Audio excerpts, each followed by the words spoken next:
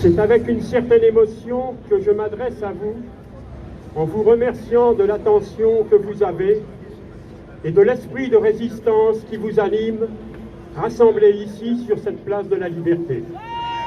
C'est avec une certaine émotion, car si j'ai effectué ma carrière de médecin hospitalier à l'assistance publique des hôpitaux de Paris, et notamment les 28 dernières années de cette carrière comme médecin hospitalier à l'hôpital Raymond Poincaré, qui fait partie de l'hôpital des hôpitaux de l'assistance publique de Paris, c'est parce que cette émotion me vient de penser que j'ai pour mes parents et mes grands-parents, qui étaient des familles qui ont compté ici à Toulon au lendemain de la Première Guerre mondiale et qui étaient connus et reconnus pour leur dignité et ce qu'ils ont pu apporter ici.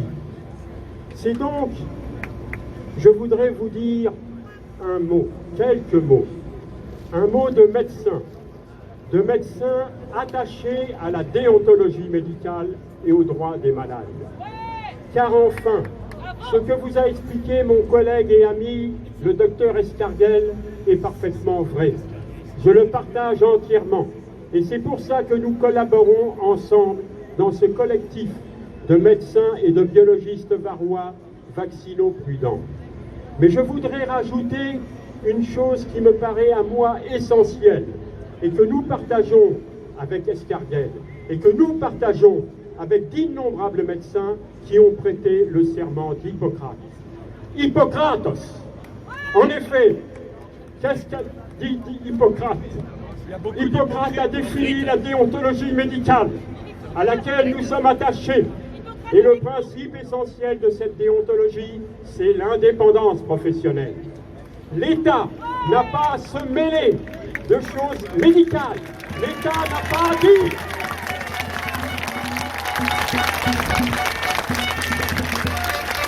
L'État n'a pas à dire ce qui est bien ou ce qui serait moins bien ou ce qui ne serait pas bien pour les malades. C'est aux médecins de le dire.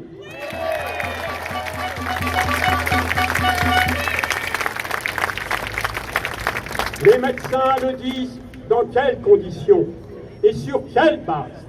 Sur la base du savoir, bien sûr, mais surtout sur la base de l'expérience. C'est cela qui est essentiel. Et où est l'expérience des Macron et autres congénères? Elle est en 2009.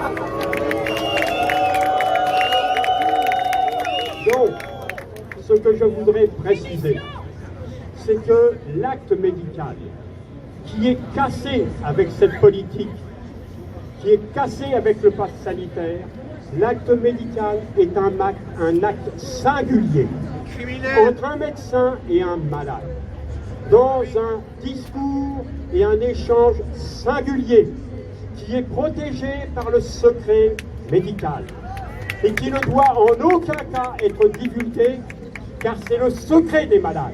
Et si le médecin en est détenteur, il ne doit le protéger, car c'est le secret de ces malades qu'il se veut soigner. Et cela est attaqué par toutes ces procédures qui n'ont d'ailleurs au plan médical aucun sens, mais qui ont un sens dictatorial pour casser justement la qualité de l'acte médical, la qualité de l'échange entre le patient et le médecin. Il est clair que si un patient vient voir un médecin au jour d'aujourd'hui, il n'a pas à lui réciter ce qui est dicté par les ARS, ce qui est dicté par le ministère, ce qui est dicté par M. Macron et son conseil soi-disant scientifique, qui en fait est un conseil militaire. Le médecin va écouter son patient, va peser à partir de son histoire, de l'histoire personnelle, de l'histoire de ses parents, de ce qu'il peut détecter, de ce qu'il peut comprendre, y compris des choses qui ne sont pas dites, des choses qui peuvent être vues à partir de l'œil du médecin qui, à partir de son expérience, peut donner un avis. Cet avis ne peut pas être « vous devez vous vacciner ». Non, ni d'ailleurs de dire « vous ne devez pas vous vacciner ». Cet avis est un avis médical. Il doit être pesé, il est pondéré. et il doit être fait selon ce que le code de déontologie nous dit, en fonction des données de la connaissance et avec des soins consciencieux. La conscience du médecin est attaquée avec ce pass sanitaire.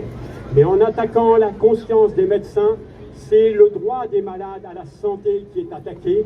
C'est cette qualité qui est ressentie par le patient lorsque, au terme d'un entretien, d'une consultation, il a senti que le médecin l'a écouté, a compris sa douleur, a compris sa souffrance, a compris ses demandes. Et à partir de là, il a juste ce qui est nécessaire, c'est donc la prescription. La prescription, c'est essentiel. Un médecin réfléchit avant de prescrire. Il s'assoit à son bureau, il sort son stylo, il médite. Et premièrement, deuxièmement, troisièmement. Mais là, ce qu'on vous dit, vous devez aller vous faire vacciner. Ceci n'est pas de la médecine. Et donc, c'est cela que je tiens à vous dire. Je vous remercie de votre attention. Et bravo au docteur Safraoui. Il a eu les mots justes, les mots simples, les mots de vérité. Car aujourd'hui, nous plaçons cet événement sous le signe de la vérité que nous recherchons, que nous exigeons pour redevenir libres.